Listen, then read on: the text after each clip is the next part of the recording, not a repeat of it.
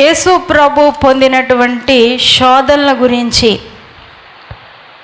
మీకు చెప్పాలని ఆశపడతా ఉన్నాను. ఈరోజు మన జీవితాల్లో కూడా ప్రతిరోజు అపవాది ఏం చేస్తూ ఉంటాడంటే మనల్ని శోధించడానికి ప్రయత్నిస్తూ ఉంటాడు.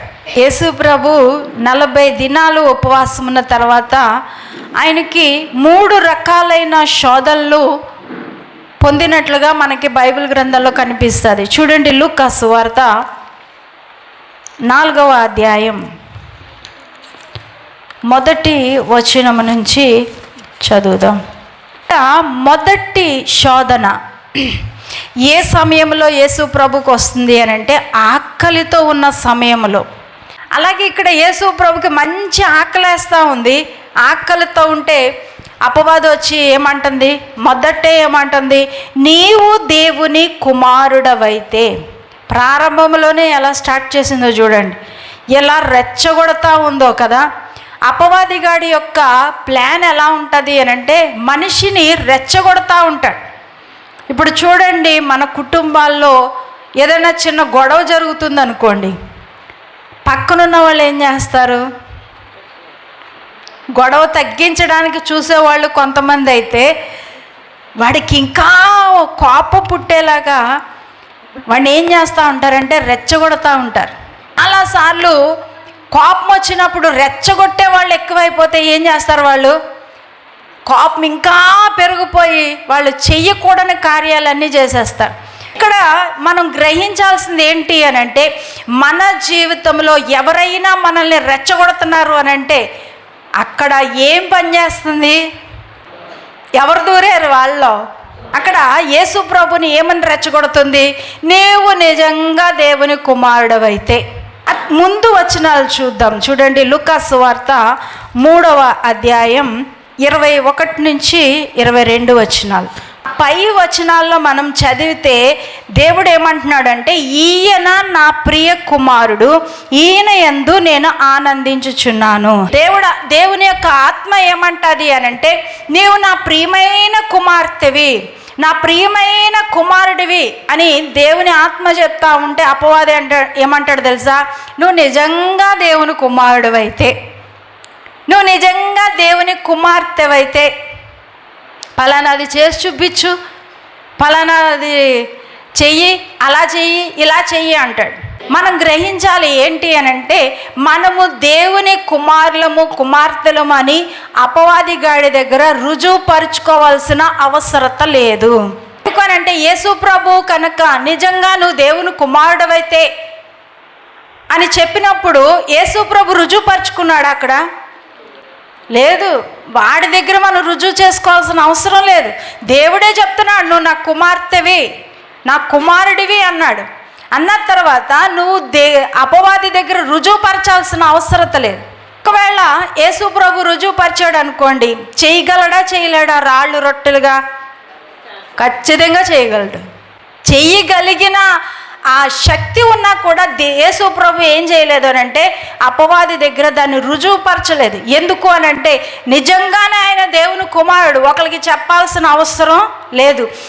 ఈరోజు మనం కూడా గ్రహించాలి, నువ్వు నిజంగా దేవుని పిల్లవైతే, నువ్వు యేసు ప్రభుని నమ్ముకుంటే, చాలామంది ఇలాగే ప్రశ్నిస్తూ ఉంటారు మనల్ని, నువ్వు నిజంగా యేసయ్యని నమ్ముకున్న దానివైతే నీ జీవితంలో ఎందుకు ఇలా అయ్యింది, నువ్వెందుకు దీవించబడట్లేదు, మీ దేవుడు నీకు ఎందుకు ఇవ్వట్లేదు అని అడిగితే నువ్వు వాళ్ళ దగ్గర రుజువుపరుచుకోవాల్సిన అవసరత లేదు.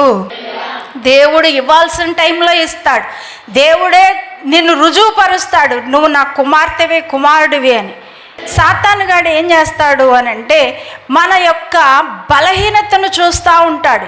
ఎప్పుడు అదును దొరుకుతుందా, ఎప్పుడు మనం దొరుకుతామా అని ఎదురు చూస్తూ ఉంటాడు. అందుకనే చాలా ఆకలిగా ఉన్నటువంటి యేసు ప్రభు దగ్గరికి గబగబా వచ్చేసాడంట.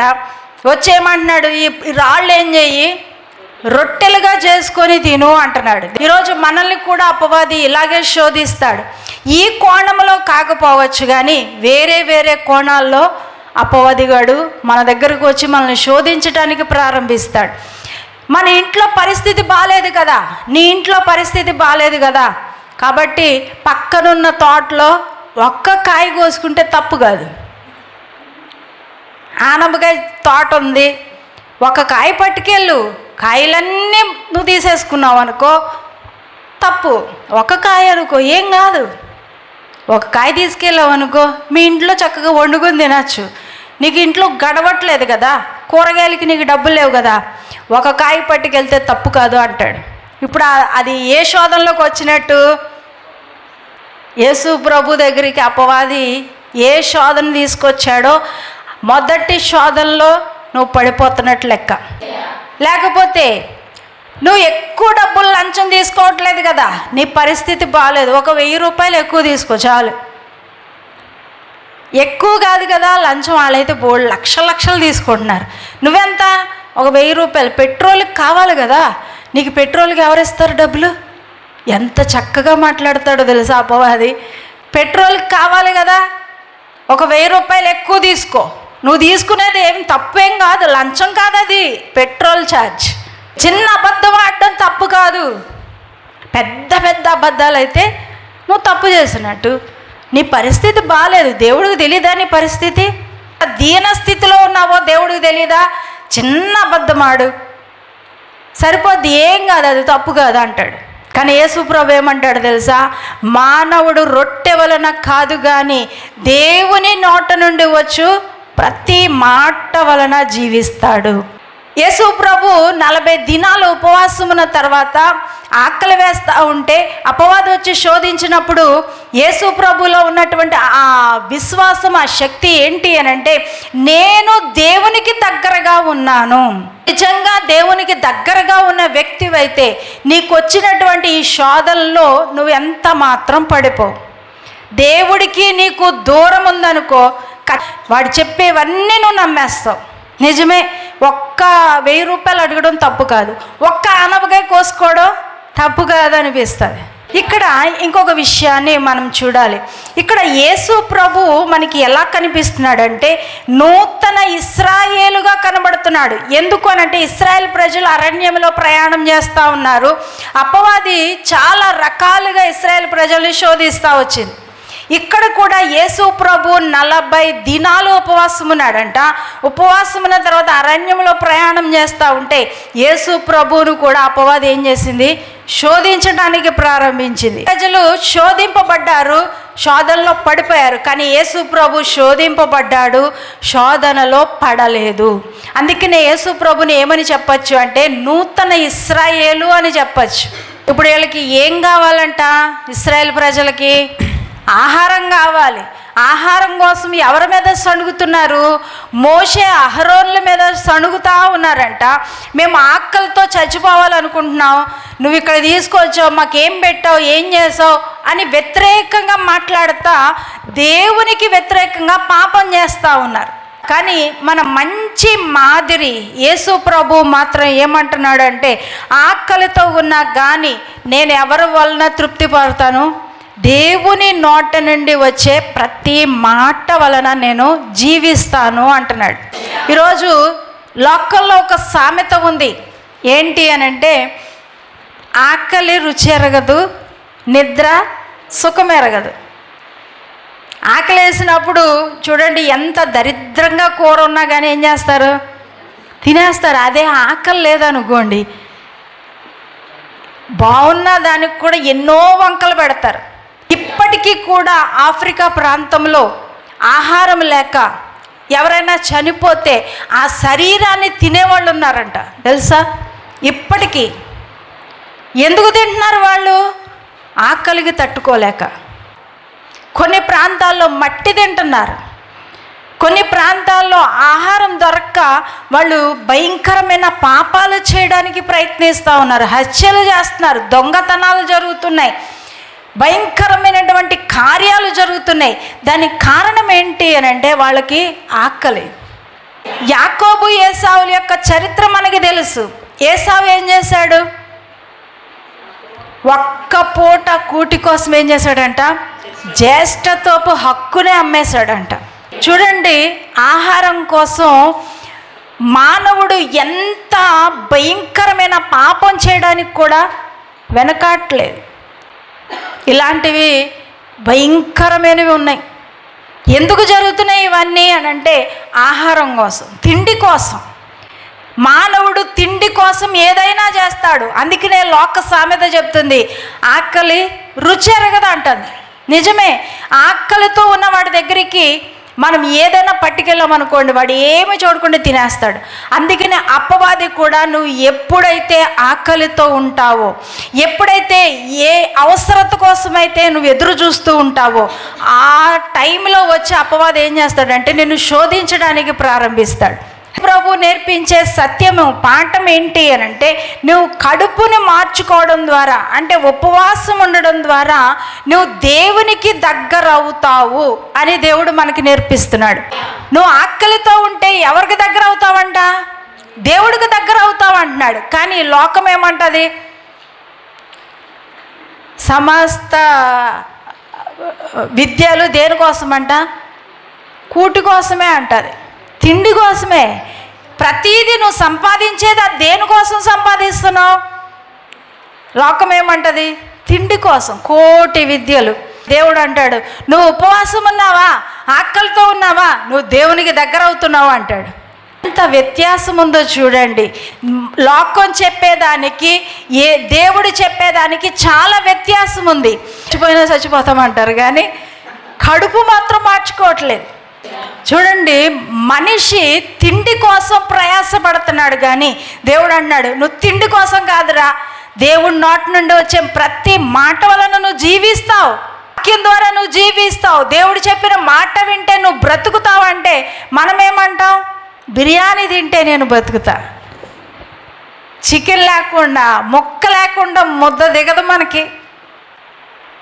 అవి తిండి, దాని మీదే మన ధ్యాస అంతా ఉంటుంది. రోజు మొదటి శోధనని మనం జయించాలని దేవుడు కోరుకుంటున్నాడు. మనం దేనికి దగ్గర అవ్వాలి అని అంటే, నువ్వు ఆకలితో ఉన్నప్పుడు, ఉపవాసం ఉన్నప్పుడు, నువ్వు కడుపు మార్చుకుంటున్నప్పుడు దేవునికి నీకు సంబంధం పెరుగుతుంది. రెండవది చూద్దాం. చూడండి, లూకా సువార్త 4వ అధ్యాయం 6వ వచనం. నీవు నాకు మొక్కితివా, ఇదంతయు నీ దగునని ఆయనతో చెప్పెను. ఎంత భయంకరమైన శోధన అండి ఇది యేసు ప్రభుకి. మొదటి శోధన కన్నా ఈ రెండవ శోధన యేసు ప్రభుకి చాలా భయంకరమైంది. ఎందుకు అనంటే, నీవు నన్ను ఆరాధిస్తే, నీవు నాకు మ్రొక్కితే కనుక ఇవన్నీ నీకే అంటుంది. లోక రాజ్యాలన్నీ నీకు ఇచ్చేస్తా, ఈ లోకమంతా నీకు ఇచ్చేస్తా. నువ్వేం చేయాలి అని అంటే నాకు మొక్కాలి, నన్ను ఆరాధించాలి అంట. మొదటి శోధన ఏమో నీ శరీరాన్ని సుఖపెట్టే శోధన. రెండవ శోధన ఏంటి అని అంటే ధనానికి, ఆస్తికి సంబంధించిన శోధన. ప్రపంచంలో అన్నిటికీ మూలం ఏమంటది? లోకం డబ్బే అంటది. డబ్బుంటే ఏదన్నా సాధించవచ్చు అంటది లోకాన్ని. కనుక మనం పరిశీలిస్తే డబ్బు కోసం, ధనం కోసం నిజమైన దేవుణ్ణి విడిచిపెడతా ఉన్నారు ప్రజలు. నిజమే, ఆస్తి సంపాదించడానికి, డబ్బు సంపాదించడానికి చాలామంది దేవుణ్ణి విడిచిపెట్టేసి నిజమైన దేవుణ్ణి పక్కన పెట్టి వాళ్ళ సొంత పనుల కోసం వెళ్ళిపోతూ ఉన్నారు. ఈరోజు మీరు అనొచ్చు, మేమేం ఆ పని చేయట్లేదండి, మేము ఆదివారం నువ్వు పనికి వెళ్తే ఎక్కువ డబ్బులు వస్తాయి అని చెప్పి నువ్వు పనికి వెళ్ళావా, నువ్వు ఈ రెండో శోధనలో ఉన్నట్టే. దేవుని పని జరుగుతూ ఉంది, దేవుని పని దగ్గర అయితే నీకు రూపాయి రాదు, ఏదో ఒక ముద్ద భోజనం పెడతారు, అంతేగాని డబ్బులు ఎవరు దేవుని పని చేసేటప్పుడు. అదే ఆ టైంలో నువ్వు పొలం వెళ్ళావు అనుకో, పనికి వెళ్ళావు అనుకో, ఎంత వస్తుంది? అది ఏ శోధన? రెండవ రకపు శోధన. ఇశ్రాయేల్ ప్రజలు కూడా ధనాన్నే దేవుడిగా ఆరాధించటం మొదలుపెట్టారంట. చూడండి, నిర్గమకాండం 32వ అధ్యాయం 1వ వచనం.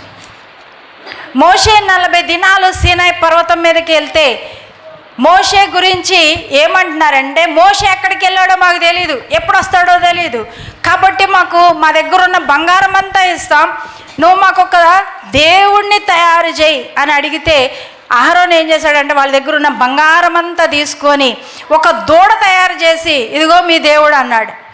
డబ్బుని, ఆస్తిని ధనాన్ని ఏం చేస్తున్నారు వీళ్ళు ఇశ్రాయేల్ ప్రజలంటే ఆరాధించటం మొదలుపెట్టారు. నిజమైన దేవుణ్ణి పక్కన పెట్టి, నిజమైన దేవుణ్ణి మరిచిపోయి ఎవరిని ఆరాధిస్తున్నారు? ఇప్పుడు ఇశ్రాయేల్ ప్రజలు బంగారాన్ని ఆరాధిస్తున్నారు.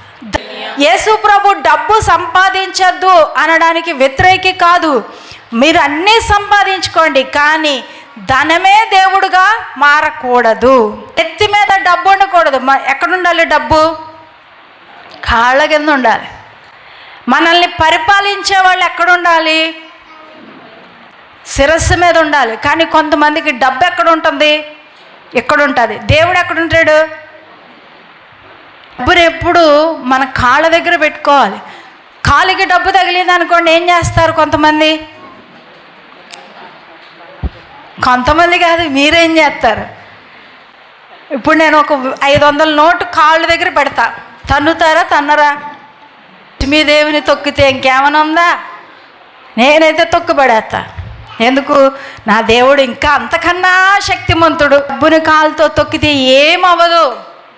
మన కాళ్ళ దగ్గరే ఉండాలి. మనల్ని నడిపించే దేవుడు మన నెత్తి మీద ఉండాలి. ఎందుకు అని అంటే ఆయన శిరస్సు ఉన్న దేవుడు, మనల్ని పరిపాలించే దేవుడు, మనల్ని నడిపించే దేవుడు. మనకి డబ్బులు ఎవరిస్తున్నారంటే దేవుడే ఇస్తున్నాడు. నెత్తి మీద పెట్టకుండా ఏది నెత్తి మీద పెట్టుకుంటున్నారు? ధనాన్ని నెత్తి మీద పెట్టుకొని దాన్ని ఆరాధిస్తూ ఉన్నారు చాలామంది. ఎక్కడానికి డబ్బు సంపాదించుకోవచ్చు, కానీ అక్రమంగా సంపాదించకూడదు. ఒకటి. రెండవది, డబ్బుని నెత్తి మీద పెట్టుకొని ఊరేగించకూడదు. అంటే దేవుడి కన్నా డబ్బుని ఆరాధించకూడదు. మనం ఎవరిని ఆరాధించాలి అని అంటే నిజమైన దేవుణ్ణి ఆరాధించాలి. సృష్టిని కాదు, సృష్టికర్తను ఆరాధించాలి. అలా ఆరాధిస్తే కనుక మనకి ఈ శోధన రాదు. తర్వాత 3వది అధ్యాయం 9వ. నిజంగానే యేసు ప్రభు కిందకి దూకితే ఖచ్చితంగా దేవదూతలు వచ్చి పట్టుకుంటాయి. తర్వాత శోధింపబడిన తర్వాత ఎవరొచ్చి పరిచర్య చేశారంట యేసు ప్రభుకి? దేవదూతలు వచ్చి పరిచర్య చేసినాయి అంట. పిలవకపోయినా వచ్చి పరిచర్య చేస్తాయి. మన పాదాలకు రాయి తగలకుండా దేవుడు తన దూతలకు ఆజ్ఞాపిస్తాననే వాగ్దానం ఉంది. కానీ మనము మన దేవుని ఏం చేయకూడదంటే పరీక్షించకూడదు. నువ్వు క్రైస్తవుడు కదా, నువ్వు దేవుని కుమారుడు కదా, నువ్వు ఇలా చేయి అలా చేయి అని అంటే మనం ఏం చేయకూడదంటే, యేసు ప్రభు కూడా తను దేవుని కుమారుడు అని రుజువుపరచుకోవడానికి ఏ అద్భుతం చేయలేదంట. మనం దేవుణ్ణి ఎప్పుడు కూడా దేవుని యొక్క శక్తిని ఏం చేయకూడదంటే పరీక్షించకూడదు. పరీక్షిస్తే మనము దేవుని యొక్క ఆశీర్వాదాలు పొందుకోలేం. ఇశ్రాయేల్ ప్రజలు కానాను దేశానికి వెళ్ళమని దేవుడు చెప్పాడు. నేను మీకు స్వాస్థ్యముగా ఇస్తాను, పాలు తేనెలు ప్రవహించే దేశాన్ని మీకు ఇస్తాను, కాబట్టి మీరు వెళ్ళండి, దాన్ని ఆక్రమించుకోండి అని చెప్తే వాళ్ళు వేగుల వారిని పంపించారు. వేగుల వారు వెళ్ళిన తర్వాత ఇద్దరేమో ఏం చెప్పారు? మనము దాన్ని స్వాధీనపరుచుకోగలము, మన దేవుడు మనకి పాలు తేనెలు ప్రవహించే దేశాన్ని ఇస్తానన్నాడు, అది చాలా బాగుంది అని చెప్పారు. మిగిలిన వాళ్ళు ఏం చెప్పారు? ఏమన్నారు? మనం మిడతల్లాగా ఉన్నాం, అక్కడ ఆజానుబాహులు ఉన్నారు. మనిషికి మిడతకి అసలు ఏమన్నా ఉందా సంబంధం? మనిషి ఎంత ఉంటాడు, మిడత ఎంత ఉంది చెప్పండి? ఈ వేగుల వారు వెళ్ళిన వాళ్ళు ఇద్దరు ఏం చెప్తున్నారంటే, మన దేవుడు మనకి ఇస్తాను అన్నటువంటి దేశం చాలా బాగుంది, ఆల్రెడీ దేవుడు చెప్పాడు నేను మీకు ఇస్తాను, మీరు వెళ్ళి దాన్ని ఆక్రమించుకోండి అని చెప్తే వీళ్ళేమో మన వల్ల అవ్వదు, మన దేవుడి వల్ల అవ్వదు, నేను వెళ్ళి పలానా చోట తాయెత్తు కట్టించుకుంటా అంటే దాని అర్థం ఏంటి? ఇది తగ్గదు, ఈ జబ్బు తగ్గదు, నేను పలానా వెజ్జోడి దగ్గరికి వెళ్ళి పలానా నల్లతాడు కట్టించుకొని వస్తాను అంటే దాని అర్థం ఏంటి? నీ దేవుడు శక్తిహీనుడు అని నువ్వు చెప్తున్నావు. నేను మనుషుల దగ్గరికి వెళ్తా, దేవుడు నాకేమీ చేయలేడు, నా దేవుడు శక్తిహీనుడు, పలానా వ్యక్తుల దగ్గరికి వెళ్ళి నేను ఈ కార్యాన్ని చేయించుకుంటా, ఈ పని జరిగించుకుంటా అని అంటే దాని అర్థం ఏంటి అని అంటే, మన దేవుడు శక్తిహీనుడు అని నువ్వేం చేస్తున్నావు? ఆయన్ని శంకిస్తున్నావు, ఆయన శక్తిని శంకిస్తున్నావు. వెజ్జోళ్ళ దగ్గరికి వెళ్ళడం, ఇక్కడికి వచ్చి ఒక 20 రూపాయలు కానుకేయడానికి వెతుకుతారు. ఆడి దగ్గరికి వెళ్ళినప్పుడు ఎంత వేస్తారు? సమస్యను బట్టి పెరుగుద్ది డబ్బు. నా దగ్గరికి ఒక కుటుంబం వచ్చారు. వాళ్ళు ఏం చెప్పారంటే, మేము పలానా వాళ్ళ దగ్గరికి వెళ్ళామండి, అయితే వాళ్ళు 20,000 ఇమ్మన్నారు. 20,000 ఇచ్చిందంట, ఆడేమీ చేయలేదు, తుస్సుమంది మళ్ళీ నా దగ్గరికి వచ్చింది. ఇప్పుడు నా దగ్గరకు వచ్చి ఎంత వేసింది? 20 రూపాయలు వేసింది. అంటే చూడండి, నువ్వు ఎవరి మీద మనసు పెడుతున్నావు. వాడైతే 20,000 అడిగాడు, నీ దేవుడు అడగడు కదా, అందుకని నువ్వేం చేసావు, ఎంత చీప్గా చూసావు. 20 రూపాయలకి నీకు విడుదల వచ్చేసింది. ఇంట్లో ఎక్కడ డబ్బులు పెట్టినా మాయమైపోద్దంట. వాళ్ళకున్న సమస్య ఏంటి అని అంటే, ఎక్కడ డబ్బులు పెట్టినా మాయమైపోతాయి.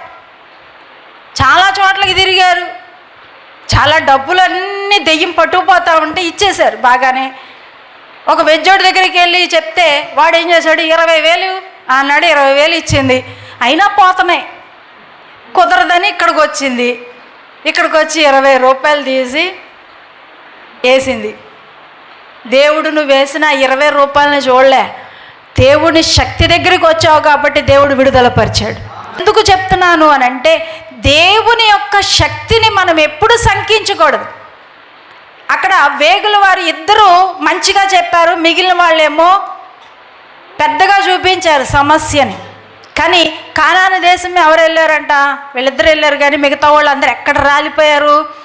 అరణ్యంలో రాలిపోయారు అని రాయబడ్డది. దేవుడిచ్చిన వాగ్దానాన్ని వారు స్వతంత్రించుకోగలిగారా? దేవుడు ఇస్తానన్న మాట వాళ్ళు చూడగలిగారా? స్థలాన్ని చూడగలిగారా అంటే చూడలేకపోయారు. ఎప్పుడైనా దేవుని యొక్క శక్తిని కనుక నువ్వు పరీక్షించాలన్నా, దేవుని శక్తిని నువ్వు శంకించిన, దేవుని యొక్క వాగ్దానాలు నీ జీవితంలో నెరవేర్చబడవు. ఎప్పుడైతే నా దేవుడు శక్తిమంతుడు అని నువ్వు అనుకుంటావో దాన్ని బట్టే దేవుడు చేస్తాడు. సుప్రభుకి తెలుసు నా దేవుడు శక్తిమంతుడు అని తెలుసు. నేను కిందకి దూకితే దేవదూతలు వచ్చి పట్టుకుంటాయని తెలుసు, కానీ చేయలేదు, పరీక్షించలేదు దేవుణ్ణి. ఈరోజు చాలామంది చేసే పొరపాటు ఏంటి అని అంటే, దేవుని యొక్క శక్తిని ఏం చేస్తున్నారు, శంకిస్తూ ఉన్నారు. ఆయన్ని చిన్న వ్యక్తిగా చూస్తున్నారు. పలానా వాళ్ళ దగ్గరికి నువ్వు వెళ్తున్నావు అని అంటే, నీ దేవుడు ఏం కాదు, చేతకానోడు అన్నట్టుగా నువ్వు చూపిస్తున్నావు. అందుకనే మన జీవితాల్లో ఏం కనబట్టలేదంటే, అద్భుతం అనేది కనిపించట్లే.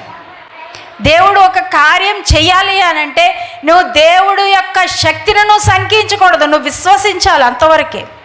ఈ 3 శోధనల్ని మనం ఎలా జయించాలో 3 ఆయుధాలు దేవుడు మనకి ఇస్తూ ఉన్నాడు. మొదటి శోధన దేని మీద అంటే, మన శరీర సుఖాన్ని చూపిస్తూ ఉంది, శరీర సంతోషం. దీనికి దేవుడిచ్చినటువంటి ఆయుధం ఏంటి అని అంటే, నువ్వు ఉపవాసం ఉంటే కనుక నీ శరీరాన్ని నువ్వు అదుపు చేసుకోగలవు. రెండవ శోధన ఏంటి? లోక ఆశలు, సంపాదన. దీనికి దేవుడిచ్చే ఆయుధం ఏంటి అని అంటే, స్వార్థంతో ఉండకూడదు. మన సంపాదన, మన డబ్బు మనతోనే ఉండాలి అనుకోకూడదు. ఇతరులకి ఇచ్చేటప్పుడు నువ్వు ఎప్పుడైతే ఇతరులకి ఇవ్వడం నేర్చుకుంటావో అప్పుడు నీ సంపాదన మీద నీకేముండదు అని అంటే ఆశ ఉండదు. దానికి ఏం చెప్తున్నాడు ఆయుధం? ఇతరులకి ఇవ్వడం. మూడవ శోధన ఏంటి? దేవుని యొక్క శక్తిని శంకించటం. ఈ శోధనకి దేవుడిచ్చే ఆయుధం ఏంటి అని అంటే ప్రార్థన.